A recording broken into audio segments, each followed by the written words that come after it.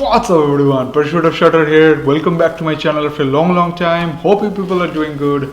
And today we're going to talk about camera basics part 1. Cause this subject is so wide, so vast that a normal person like me is very unlikely to stick to a video this long to gather all this informations all together and start their journey of photography or filmmaking or whatever they want to do it.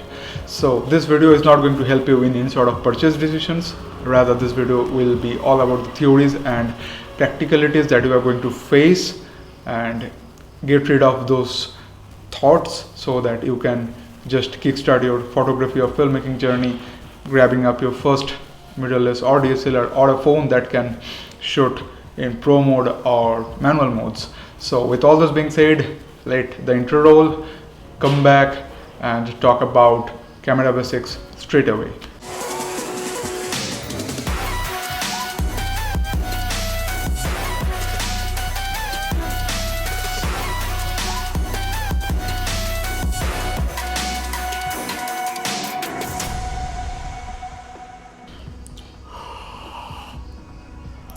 Yeah, I don't drink black coffee, but I didn't have milk today, so yeah, black coffee it is. But then again, hold a second.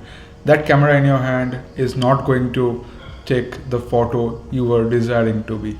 It's all about you being in the moment, you composing it, you fabricating the frame. It's all about you. That camera or that lens and every other gear that you are going to hold on to in some point of time in this photography or filmmaking journey, it's all about giving you the whole flexibility of exposing a photo to something that you are desiring to.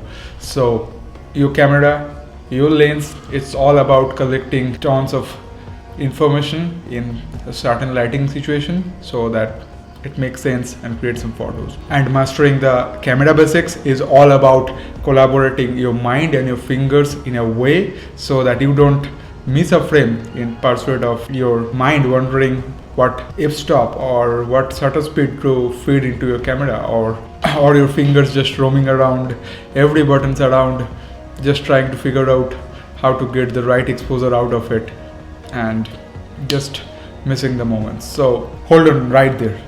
Let me finish this coffee. I will come back and then we'll talk about this thing. One eternity later.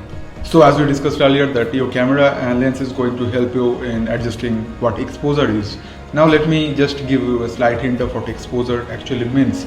And exposure is the term used to define the amount of light that is going to be available in your frame. And as the technology has moved forward, every modern day cameras, starting from a DSLR or a mirrorless or even a phone these days, are well equipped with a lightometer to give you a good sense of how your photo is exposed. Your exposure bar might look like something like this, and the zero marking indicates your photo to be well exposed, rightly exposed, and on the positive side it is overexposed, and while it gets down to the negative side it's underexposed.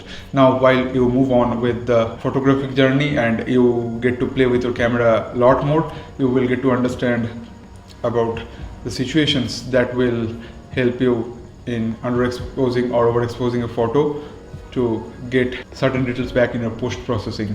So let's keep this aside and move on to discuss the three things that the whole basic of camera is standing upon. The first thing is going to be aperture, and the rest too is going to be shutter speed and ISO.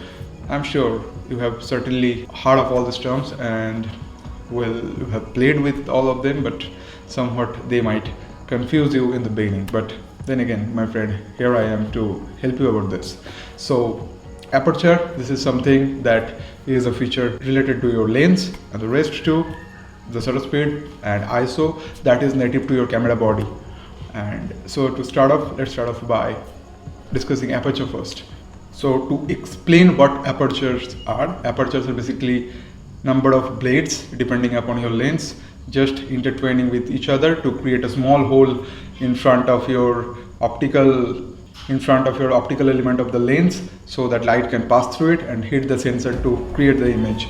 And the size of the hole created by the aperture blades are what is going to decide the amount of light going in. The wider the hole will be, more light will pass through it, and the narrower the hole will be, less amount of light will get to pass with it. And this size of the hole is being denoted by f numbers, starting from some length. For some lengths it might get up to f1.4 to all the way to f22. The bigger the number is, the smaller is the size of the hole, and the smaller the number is, the bigger is the size of the hole.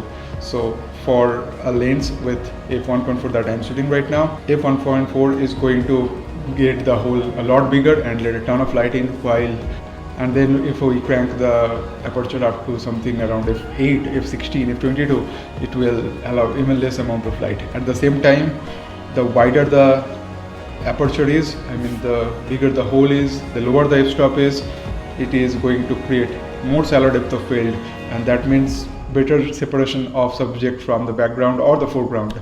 With higher f-stop values like f8, f16, f22, all it will do is just make everything in the frame in focus, like in the background, in the foreground, everything in focus with minimal amount of blur depending upon the camera sensor. And now let's talk about what shutter speed is. So to start off, we will talk about what shutter is. Shutters are basically a pair of curtains that sits right in front of your camera sensor, which when the shutter button is being pressed to take a photo, works in sync with the aperture blades of your lens and let the light that passes through the aperture blades and then through the curtains that are the shutters and hit the camera sensor to produce the image itself.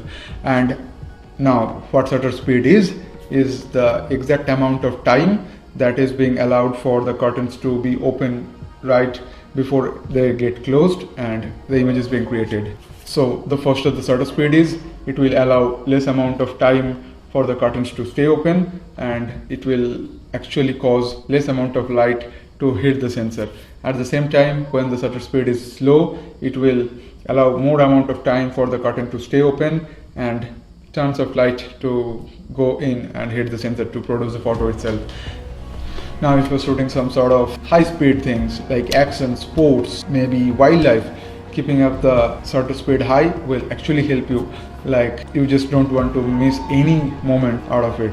And if you just keep the shutter speed low, what it will do is the longer spinning of the shutter will allow that movement of the object to be captured by the camera itself. So for now, higher shutter speed for action shots, lower shutter speed for things like capturing the night sky, maybe star trails or light trails at night, or maybe shooting those dreamy looking waterfalls or moving water bodies, something like that. So keep that in mind.